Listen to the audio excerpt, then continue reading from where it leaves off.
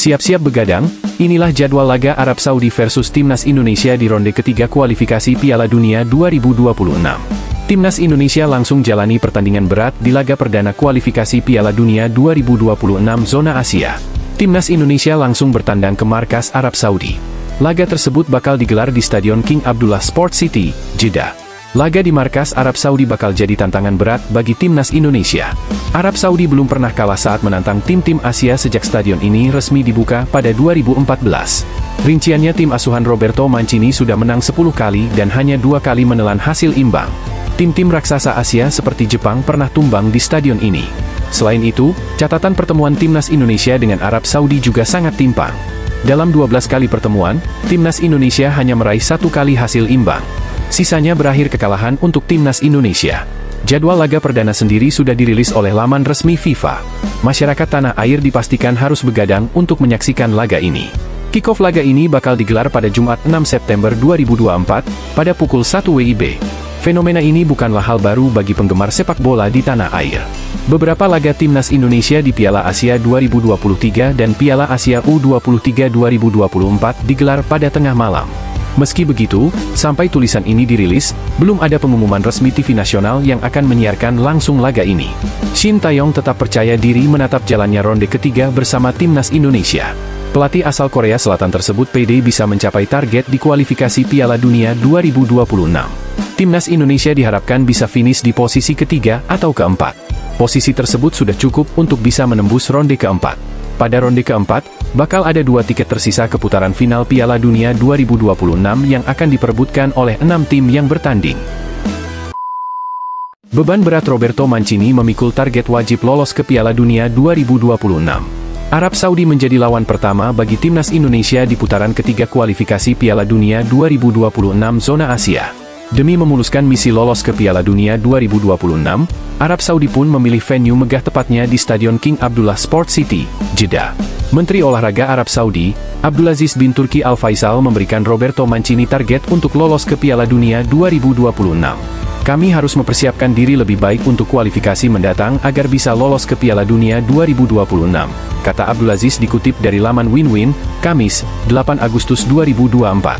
Tak berhenti di sana, Arab Saudi pun mendesak Roberto Mancini untuk membayar kekalahan tim dari Yordania di laga terakhir putaran kedua kualifikasi Piala Dunia 2026. Arab Saudi gagal finish sebagai juara grup setelah kalah 1-2 dari Yordania. Arab Saudi pun turut terjebak di grup neraka dengan bergabung bersama tim langganan Piala Dunia, Jepang dan Australia. Belum lagi dengan Bahrain, Cina dan Timnas Indonesia yang digadang-gadang memberikan kejutan di putaran ketiga ini. Roberto Mancini punya beban berat karena wajib lolos di putaran ketiga ini. Padahal, jalan menuju Piala Dunia masih terbuka di putaran keempat dan bahkan playoff melawan negara di konfederasi lain. Di bawah kepemimpinan Roberto Mancini, Green Falcons mencetak 23 gol dan kebobolan 18 kali. Sayangnya, posisi Mancini belum mendapatkan perhatian mengingat sang pelatih belum memberikan prestasi apapun bersama Arab Saudi. Pada turnamen Piala Asia 2023, Arab Saudi tersisih di babak 16 besar setelah kalah adu penalti dari Korea Selatan. Timnas Indonesia memang kalah di atas kertas dari Arab Saudi, tapi dengan kekuatan skuad Garuda, tak bisa dipungkiri kekuatan Timnas Indonesia jauh berbeda dibandingkan pertemuan sebelumnya. Bahkan dari 5 pertemuan terakhir, Timnas Indonesia hanya bisa mencatatkan 1 kali seri dan sisanya kalah. Inilah 3 alasan yang bisa membuat Timnas Indonesia bakal memetik angka di markas Arab Saudi pada kualifikasi Piala Dunia 2026. 1. Faktor materi pemain. Bukan sulap, bukan sihir, Timnas Indonesia dalam 2 tahun terakhir kepemimpinan Erick Thohir sebagai orang nomor 1 PSSI mengalami kemajuan pesat. Keran naturalisasi yang dibuka lebar-lebar oleh PSSI membuat Timnas Indonesia kebanjiran pemain-pemain keturunan. Meski tak lepas dari kritik, kehadiran pemain-pemain naturalisasi macam Jordi Amat, Jai Idzes, Rafael Struijk, Tom Hai, Ragnar Oratmangoen, Justin Hubner, dan Kelvin Verdong membuat Timnas Indonesia semakin beringas. Di putaran kedua kualifikasi lalu, pemain-pemain naturalisasi tersebut tampil gemilang yang membuat Indonesia mengukir sejarah dengan lolos ke putaran ketiga kualifikasi. Sebelumnya, Indonesia juga mampu melangkah ke babak 16 besar Piala Asia 2023 dan Timnas U23 yang dimotori Rafael Struijk memahat pencapaian gemilang setelah mampu menembus semifinal Piala Asia U23 2024. Di klub, sebagian besar pemain timnas Indonesia juga merupakan pemain inti. Jai Idzes dan Kelvin Verdong misalnya, musim lalu sosok protagonis di klubnya masing-masing.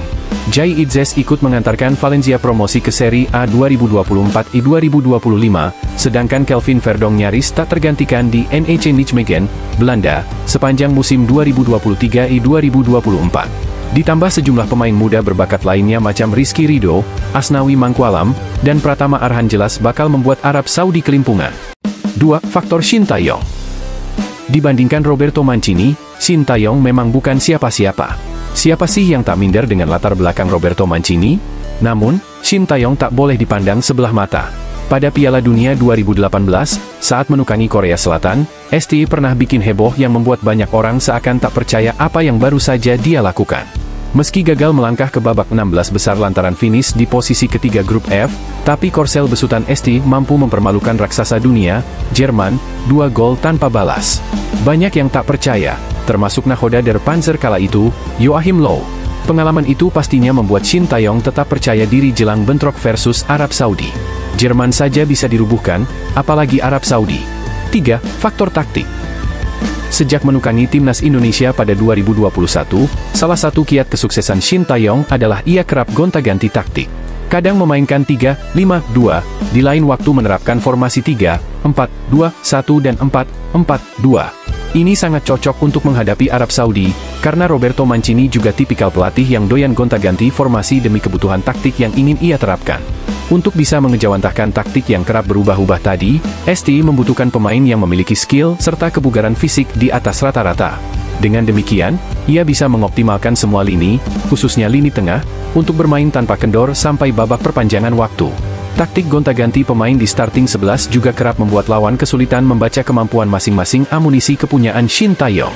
Bagaimana menurut kalian? Makin gacor cetak gol, ini respons calon penyerang timnas Indonesia Ula Romeni. Respons calon penyerang timnas Indonesia, Ula Romeni, setelah cetak gol kemenangan 1-0 FC Utrecht atas PSV Zwolle menarik diulas. Dia merasa girang bukan main karena bisa memulai musim dengan baik. Ya, FC Utrecht memulai perjalanan di Liga Belanda 2024-2025 dengan menghadapi PSV Zwolle. Laga itu digelar di Stadion Galgenwaard, Utrecht, pada Minggu 11 Agustus 2024 malam waktu Indonesia Barat. FC Utrecht pun sukses merebut poin penuh dalam laga itu usai menang tipis 1-0. Gol semata wayang dicetak oleh pemain keturunan Indonesia, yakni Ula Romeni. Ula Romeni yang diturunkan sejak menit awal laga bisa bekerja ciamik. Dia berhasil menyambut umpan Jens Toornstra pada menit ke-16 hingga mencetak gol yang jadi penentu kemenangan FC Utrecht. Usai laga, Ula Romeni pun bereaksi atas gol yang dicetaknya. Lewat unggahan di akun Instagram pribadinya, Ula Romeni meluapkan kegembiraannya. Awal musim yang bagus. Mari kita bangun dari sini, tulis Ula Romeni dalam unggahannya di Instagram oleh Romeni, dikutip Senin, 12 Agustus 2024. Unggahan Ula Romeni pun langsung banjir like hingga pujian di kolom komentar. Terlihat, sejumlah penggawa timnas Indonesia turut mengomentari unggahan tersebut, seperti Ragnar Oratmangoen dan Ivar Jenner. Nama Ula Romeni sendiri gencar dikaitkan menjadi salah satu pemain keturunan Indonesia Belanda yang diincar pelatih timnas Indonesia, Shin Tae-yong. Pemain berusia 24 tahun itu dinilai menjadi solusi atas masih melempennya lini depan skuad Garuda. Tetapi, hingga kini, Ula Romeni belum juga memberi sinyal akan segera bergabung membela timnas Indonesia.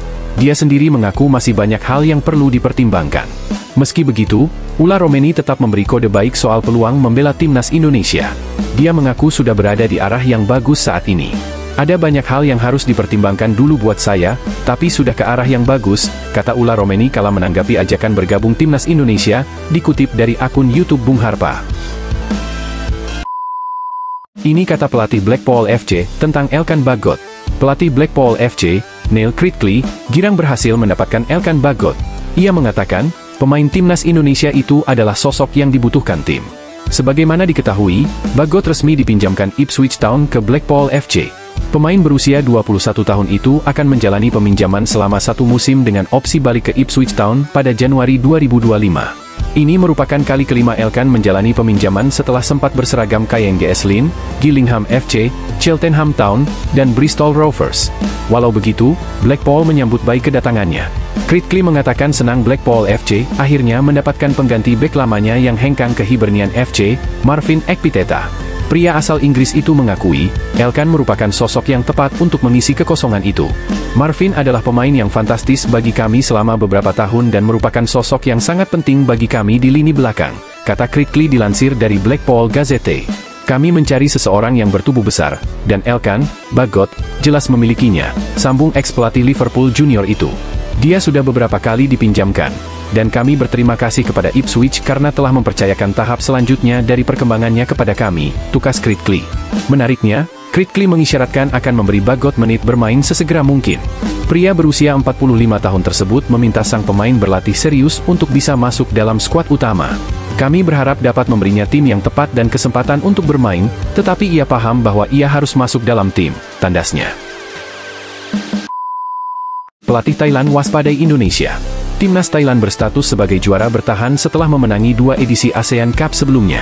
Selain itu, tim Gajah Perang juga merupakan tim tersukses dalam sejarah turnamen dengan 7 gelar. Oleh karena itu, tidak heran apabila Thailand kembali menjadi favorit juara pada edisi tahun ini. Mengomentari hal ini, pelatih timnas Thailand Masatada Ishii menyadari timnya dianggap kuat di Asia Tenggara. Meski begitu, juru taktik asal Jepang tersebut tidak ingin mengesampingkan tim-tim lain dalam perburuan gelar juara. Salah satu tim yang diwaspadai oleh pelatih berusia 57 tahun itu adalah Timnas Indonesia. Menurutnya, Timnas Indonesia mengalami perkembangan yang sangat pesat dalam beberapa waktu terakhir. Ishii menilai Shin Taeyong dan anak-anak asuhnya sudah mencapai level yang berbeda dan akan terus berkembang. Thailand dan Vietnam sama-sama tim kuat di kawasan, kata Ishii, dikutip dari Dantri.com. Namun, perlu disebutkan bahwa Indonesia sangat progresif dalam beberapa waktu terakhir. Mereka sudah mencapai level lain dan akan terus berkembang, tidak berhenti, tambahnya. Adapun format turnamen 2 tahunan itu tetap tidak berubah dibandingkan dengan edisi sebelumnya. Setiap tim akan memainkan 2 pertandingan di kandang dan 2 pertandingan tandang di babak penyisihan grup. 2 tim terbaik dari masing-masing grup akan lolos ke babak semifinal, yang berlangsung dalam 2 leg. Pada edisi terakhir, Timnas Indonesia kandas di semifinal usai kalah agregat 0-2 dari Vietnam. Skuad Garuda tercatat sudah 6 kali mencapai final, namun belum pernah menjadi juara. Inilah respons pelatih Vietnam usai satu grup dengan Indonesia di ASEAN Cup. Kim Sang-sik tak menyangka satu grup dengan Timnas Indonesia dan Filipina di Piala AFF yang kini bernama ASEAN Cup 2024. Media Vietnam Tan Nien menilai, itu adalah grup yang benar-benar tak terkira bagi Kim Sang-sik, terutama dengan Indonesia dan Filipina. Pasalnya, kedua tim itu sama-sama menjadi kendala sangat berat bagi Vietnam di putaran kedua kualifikasi Piala Dunia 2026. Vietnam juga tak bisa meremehkan Myanmar, karena terbukti memiliki kemampuan menahan imbang tim kuat Suriah 1-1 di kualifikasi Piala Dunia 2026. Namun, sebagai pelatih baru Golden Star Warriors pengganti Philip Troussier, Kim Sang-sik menaruh perhatian sangat besar kepada Indonesia dan Filipina. Dia langsung memberikan penilaian terhadap Indonesia dan Filipina. Indonesia sedang dalam penampilan bagus, performa mereka akhir-akhir ini sangat positif. Sedangkan Filipina memiliki banyak pemain naturalisasi baru, ucapnya, sebagaimana dikutip dari Tan Nien. Pelatih asal Korea Selatan itu segera mengingatkan, namun Vietnam juga memiliki kelebihan tersendiri. Jika kami mempersiapkannya dengan matang, kami akan mendapatkan hasil bagus dalam 2 pertandingan, kontra Indonesia dan Filipina, ini. Media Vietnam Tan Nien menambahkan, timnasnya tak perlu cemas menghadapi Indonesia dan Filipina, karena saat ini berstatus runner-up Piala AFF dengan 2 rekor yang diciptakan di bawah asuhan pelatih Park Hang-seo. Rekor pertama, menjadi tim perdana yang mencapai final dengan clean sheet, Piala AFF 2022. Sedangkan rekor kedua, Vietnam saat ini satu-satunya tim dalam sejarah tidak terkalahkan dan mencatatkan clean sheet dalam 12 laga penyisihan grup berturut-turut, Piala AFF 2018, 2020, dan 2022. Dalam 5 tahun di bawah asuhan Park, timnas Vietnam hanya kalah 2 kali di Piala AFF. 2 kekalahan itu adalah saat melawan Thailand, yakni di semifinal leg pertama Piala AFF 2020 dan final leg kedua Piala AFF 2022. Sementara dalam pertandingan melawan Filipina dan timnas Indonesia di Piala AFF dalam 5 tahun terakhir, Vietnam memiliki rekor tak terkalahkan. Selama diasuh Park Hang-seo, Vietnam menang 1 kali dan imbang 2 kali melawan Indonesia, lalu memenangi kedua pertandingan kontra Filipina. Federasi Sepak Bola Vietnam, VFF, sudah menetapkan target mencapai final ASEAN Cup untuk Kim Sang-sik. Meski demikian, pelatih asal Korea Selatan tersebut tetap berharap bisa meraih gelar juara. Di setiap turnamen, saya selalu mengincar juara. ASEAN Cup 2024 akan sangat sulit karena bertemu dengan tim-tim kuat. Namun, dengan persiapan yang matang, Saya tetap yakin Vietnam bisa meraih hasil bagus dan sukses menaklukkan Piala AFF 2024, tegas pelatih berusia 47 tahun itu.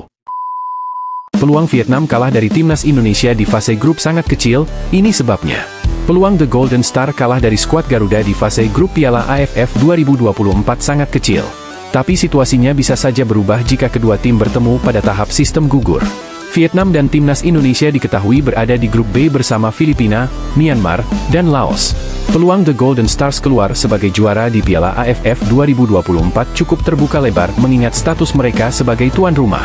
Piala AFF 2024 berlangsung di Vietnam pada 23 November hingga 21 Desember 2024. Vietnam dan timnas Indonesia diketahui berada di grup B bersama Filipina, Myanmar, dan Laos. Meski berstatus tuan rumah, tetapi pundit Vietnam Quang Tung menilai tim tak diunggulkan untuk bisa menjadi juara Piala AFF 2024 karena sedang membangun kekuatan bersama Kim Sang SIK. Selain itu, ia mengakui Vietnam sedang berada di bawah Thailand dan timnas Indonesia. Kita harus menerima kenyataan bahwa kita, Vietnam, mungkin perlu membangun kembali tim nasional dari awal. Jika kita hanya menempati posisi ketiga di Asia Tenggara, itu adalah cerminan dari kenyataan, ketika kita berada di bawah Thailand dan Indonesia, itu adalah kenyataan yang sangat mungkin terjadi, kata Quang Tung dikutip dari Soha. Kendati demikian, Quang Tung melihat Vietnam memiliki peluang kecil untuk menelan kekalahan dari timnas Indonesia dalam persaingan juara grup B Piala AFF 2024. Namun, ia mengatakan Vietnam kemungkinan besar tersingkir dari babak knockout jika bertemu dengan Thailand ataupun timnas Indonesia. Namun, sepak bola memiliki banyak situasi lain yang bisa terjadi. Apakah tim papan atas selalu mendapat keuntungan? Dan pertandingan penyisihan grup juga akan jauh berbeda dengan pertandingan babak knockout. Jadi kecil kemungkinannya kita akan kalah dari Indonesia dan hanya finish di posisi kedua grup B, jelasnya.